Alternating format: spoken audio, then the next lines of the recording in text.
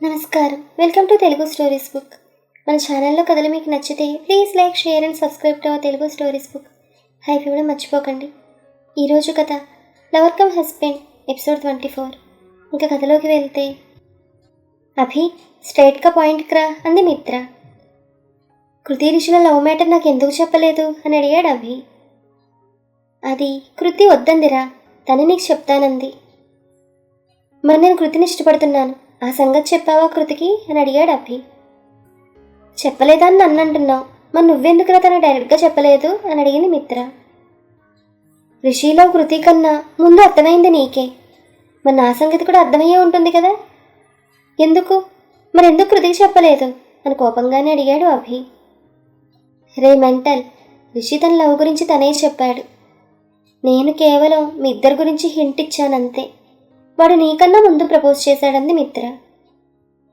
కానీ కృతి లైఫ్లో నేను చిన్నప్పటి నుండి ఉన్నాను, రిషి మధ్యలో వచ్చాడు. కృతికి వాడి ప్రేమ అర్థమైంది, మరి నాదెందుకు అర్థం కాలేదు అన్నాడు బాధగా అభి. అభి, లేట్ చేయడం నీ తప్పు.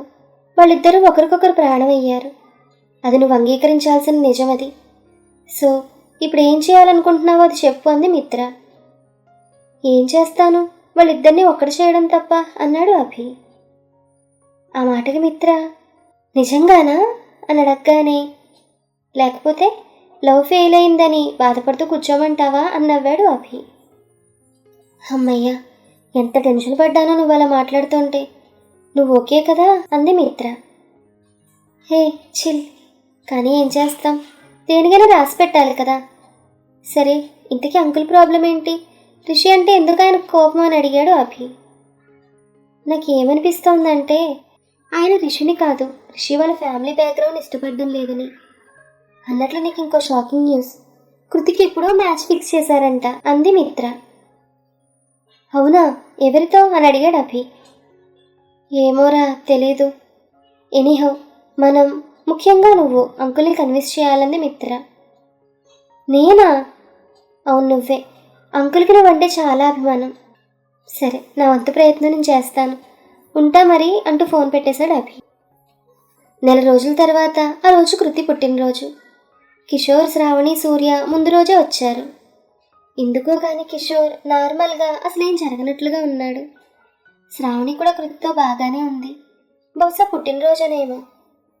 కృతి ముందు రోజే రిష్కి చెప్పింది, నేను ఫోన్ చేసే వరకు నువ్వు ఫోన్ చేయకు, మా పేరెంట్స్ వస్తున్నారని.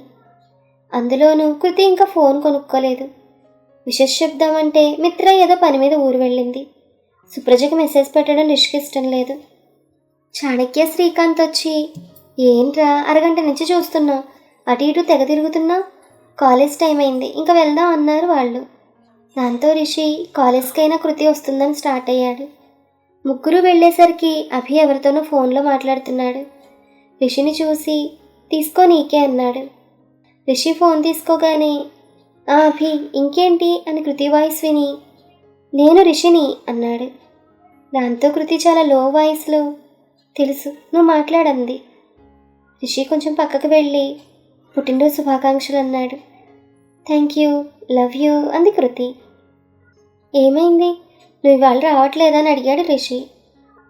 లేదురా, అమ్మ వాళ్ళు గుడికి వెళ్దామని కాలేజ్కి వద్దన్నారు, సుప్రజ కూడా వెళ్ళలేదు, అందుకే అభికి కాల్ చేసి నీకు ఫోన్ ఇమ్మన్నాను, రేపు కలుద్దామంది కృతి. నిన్ను నేను ఇవాళ కలవాలి, ఒక పని చేయి, ఏ టెంపుల్కి వెళ్తున్నారో మీ అక్క ఫోన్ నాకు మెసేజ్ చేయి, నేను వస్తానన్నాడు రిషి. కృతి సరే అని ఫోన్ కట్ చేసింది. రిషి అభికి ఫోన్ ఇచ్చి తన పక్కనే కూర్చున్నాడు. ఏంట్రా, ఏమంటుంది కృతి అని అడిగాడు అభి. రిషి జరిగిందంతా చెప్పాడు. రే, మీ ఇద్దరు నాకు బెస్టీసే, సో ఏ హెల్ప్ కావాలన్నా అడుగన్నాడు అభి. రిషి తను హక్ చేసుకుని థ్యాంక్ యూరా అన్నాడు. కాసేపు కలిసాక రిషి సార్కి మెసేజ్ వచ్చింది, కృతి వాళ్ళు వెళ్ళబోయే టెంపుల్ గురించి. రిషి అది చూసి అభికి చెప్పి వెళ్ళిపోయాడు. రిషి గుడికి వెళ్ళి ఒక చోట నుంచి చూస్తున్నాడు. ఒక కారు వచ్చి ఆగింది. ముందు కిషోర్, సూర్య దిగుతారు, అతను సుప్రజ, శ్రావణి కూడా దిగుతారు. వెంటనే కృతి దిగుతుంది, లంగా ఓణీలో, ఒంటి నిండా నగలతో, బాబు బొమ్మల. రిషి దెబ్బవేయడం మర్చిపోయి చూస్తున్నాడు కృతిని. కృతి చుట్టూ చూస్తూ నడుస్తోంది.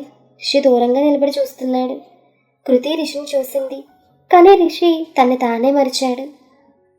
ఏమైంది వీడికి అనుకుంటూ ముందుకు వెళ్ళింది కృతి. అందరూ ప్రదక్షిణలు చేస్తున్నారు. రిషి కూడా వాళ్ళతో జాయిన్ అయ్యాడు. వాళ్ళ వెనక్కి ఫాలో అయ్యాడు. కృతి వాళ్ళకన్నా వెనుక వెళ్తోంది. వెనుక రిషి రోజు చుడీదార్లో పోనీలో వస్తుంటే నాకు తెలియలేదు అనుకుంటూ కృతి నడుము వైపు చూశాడు. నవ్వుకుంటూ పేపర్ తీసి ఏదో రాశాడు. కృతి వెనుక వెళ్ళి తను చేయి పట్టుకుని గుడి వెనక్కి లాక్కెళ్ళాడు. దాంతో కృతి కంగారుగా, రిషి ఏంటిది, డాడీ వాళ్ళు చూస్తే ఇంకేమైనా ఉందా అని అడిగింది. హ్యాపీ బర్త్డే చిన్ను అని తన నుదుటిపై ముద్దు పెట్టాడు రిషి. రే ఇది గుడి అంది కృతి. అబుచా మాకు తెలియదులే కానీ ముందు గిఫ్ట్ తీసుకో అంటూ చిన్న ప్యాక్ ఇచ్చాడు. దాని కార్డ్ మీద నా ప్రియమైన చిన్నుకి with lots of love Rishi అని రాసింది. ఏముంది ఇందులో అని అడిగింది కృతి. ఇంటికి వెళ్ళి చూడంటూ నవ్వి వెళ్ళిపోయాడు రిషి. కృతి వెళ్ళి వాళ్ళ అమ్మ వాళ్ళతో జాయిన్ అయింది. అందరూ ఈవినింగ్ వరకు బయటే గడిపి సాయంత్రం ఇంటికి వెళ్ళారు. కృతికి తెలియంది ఏమంటే ఆ రోజంతా రిషి వాళ్ళనే ఫాలో అయ్యాడు. వాళ్ళ ఇంటికి వెళ్ళగానే సుప్రజొక్క లెటర్ కృతికి ఇచ్చి చదువుకొని సైగ చేసింది. కృతి తుర్రున తన రూమ్లోకి వెళ్ళి ముందు రిషి ఇచ్చిన గిఫ్ట్ ప్యాక్ ఓపెన్ చేసింది. కొత్త phone, flip model, pink colour, పొట్టిగా ముద్దుగా భలే నచ్చింది తనకి. రిషి ఇచ్చిన లెటర్ ఓపెన్ చేసింది. అన్నట్లు ఈ ఫోన్ ఆ లెటర్ కుసింత గుర్తెట్టేసుకోండి, వాడితో మనకు పనుంది. కృతి లెటర్ చదువుతోంది. నా ప్రాణమైన చిన్నుకి. ఏంటి మెసేజ్ చేయకుండా ఇలా లెటర్ రాశానేంటా అని అనుకుంటున్నావా? మొదటిసారి ఏదో ఇలా ట్రై చేశాను. ఇవాళంతా నువ్వు నాతో లేవు, కానీ నేను నీతోనే ఉన్నాను తెలుసా. నువ్వు నన్ను గుడికి రమ్మన్నావు, వచ్చాను. నీకోసం వెయిట్ చేస్తుంటే ఏదో తెలియని ఫీలింగ్ కలిగింది. అదే విరహం, చాలా పెయిన్ అనిపించిందంటూ హార్ట్ మీద యారో సింబల్ వేశాడు. నువ్వు వచ్చావు, నీ చూపులతో యారో తీసావు. నీ వెనకే వచ్చాను. నీ చిట్టి నడుమును చూశాను. దాన్ని వర్ణిద్దామంటే నేను కవిని కాను, దాన్ని గీద్దామంటే చిత్రకారుణ్ణి కాను. కానీ నేను ప్రేమికుణ్ణి, అందుకే ఇలా రాశాను. లేత గులాబీ రంగులో ఎండ పడుతుంటే చిరుచెమట పట్టి ఆ చెమట బిందువులు చిన్న ముత్యాలుగా మెరుస్తూ, అసలు అది నడుమేనా, లేకపోతే ఇంద్రధనుస్సులోని రంగులు దివి నుండి నీ నడుంపై జారిపడిపోయాయా? నిన్ను దగ్గరికి తీసుకొని నీ నుదుటి మీద ముద్దు పెట్టాను. అప్పుడు నేను చూసింది నా ప్రేయసను కాదు, అప్పుడే పుట్టిన పసిపాపను. ఆ తర్వాత నీ వెనకే వచ్చాను. నువ్వు నవ్వుతుంటే నీ ముత్యాలను ఏరుకున్నాను. నీవు నడిచిన దారిలో పూలను పరిచాను. నువ్వు లంచ్ చేసేటప్పుడు కూడా నీ వెనకే ఉన్నాను. అవును, మీ వాళ్ళందరూ స్పూన్తో తింటే నువ్వు చేత్తో తిండవు ఎందుకు? నేను చిన్నప్పటి నుంచి చూశాననుకో, కానీ మీ వాళ్ళతో బయటకు వెళ్ళినా కూడా అంతేనా? నాకు ఇది కారణం చెప్పాలి నువ్వు.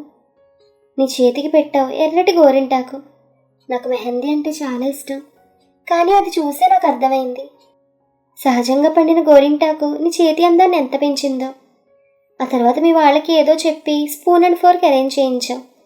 ఏంటది నువ్వే చెప్పాలి. ఆ తర్వాత పార్కుకు వెళ్ళారు. అక్కడ నీ ఆటపాటలు చూసి చిన్నపిల్లలా అనిపించావు. ఇక్కడ ఇలా అంటున్నాను మరోలా అనుకోవద్దు. నీ అందాలేంటే నన్ను టెన్షన్ పెట్టేశాయి. ఇదిగో ఇప్పుడే చెప్తున్నాను, ఇక నుంచి నువ్వలా నీ ఓణిని దోపే ముందు కొంచెం చూసుకో. వామ్మో, నీ నడుం నయమే, కనిపిస్తూ ఇబ్బంది పెడితే ఇంకా పొట్ట. నా వల్ల కాదు. ఏదో సినిమాలో హీరోయిన్ నాభిని చూసి సున్నా కనిపెట్టారని అన్నారు.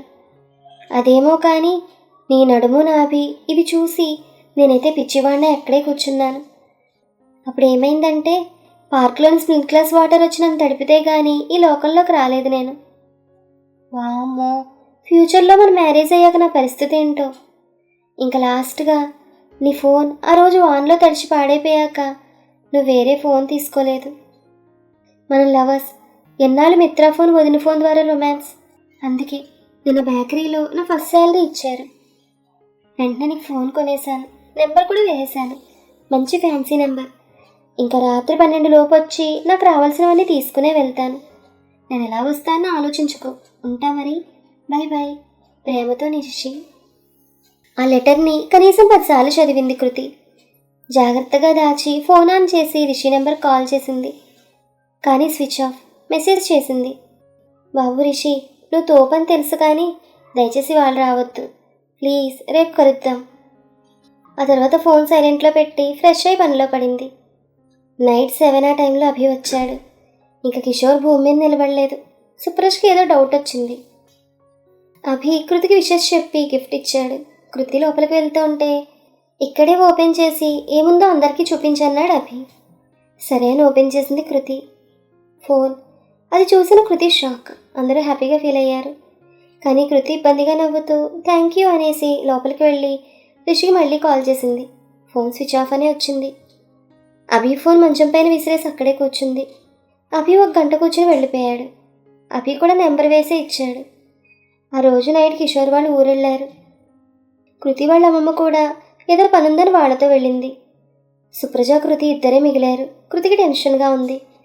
ఈ రిషి ఏ టైంలో వస్తాడో, రావద్దని చెప్దామంటే ఫోన్ ఆఫ్ చేశాడు. ఇప్పుడు ఎలాగని ఆలోచిస్తూ ఉంటే సుప్రజ వచ్చి కృతి అభి ఇచ్చిన ఫోన్ ఏదని అడిగింది. ఇక్కడెక్కడో పడేశాను చూడక్క అంది కృతి. సుప్రజ ఫోన్ తీసి పర్లేదు, బాగా కాస్ట్లీ ఫోన్ కొన్నాడు, ఒక ఫ్రెండ్ కోసం అంత అవసరమా అని అడిగింది. వాడు ఎంత పెట్టుకుంటే ఏంటక్క, నేను రిషి ఇచ్చిన ఫోనే వాడతానంది కృతి. మరి అభి ఫీల్ అవ్వడా అని అడిగింది సుప్రజ. నాకు రిషి ఫీలింగ్స్ ముఖ్యం, అభివి కాదు. అయినా రిషి కొనకపోయినా కూడా నేను అభి ఇచ్చిన ఫోన్ వాడను. నాకు కాస్ట్లీ గిఫ్ట్స్ ఇష్టం లేదంది కృతి.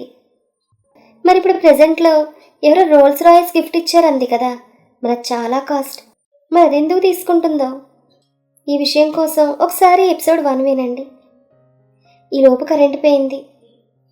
దాంతో సుప్రజ నువ్వు బెడ్ మీదనే ఉండు, నేను క్యాండిల్ తెస్తాను హాల్లోకి వెళ్ళింది. కృతి బోర్లా పడుకుని రిషి ఇచ్చిన ఫోన్ చూస్తోంది. రూమ్లో క్యాండిల్ వెలుగు వచ్చింది. అంతే, ఎవరో తన నడుము చుట్టూ చేయి వేసి దగ్గరే తీసుకున్నారు కృతిని. వచ్చేసావా రిషి, నీకు ఎంత ధైర్యం అసలు. ఇప్పుడు రిషి మరి ఏం చేస్తాడో. ఈ కథ మీకు నచ్చితే please like, share and subscribe to Telugu stories. Thank you.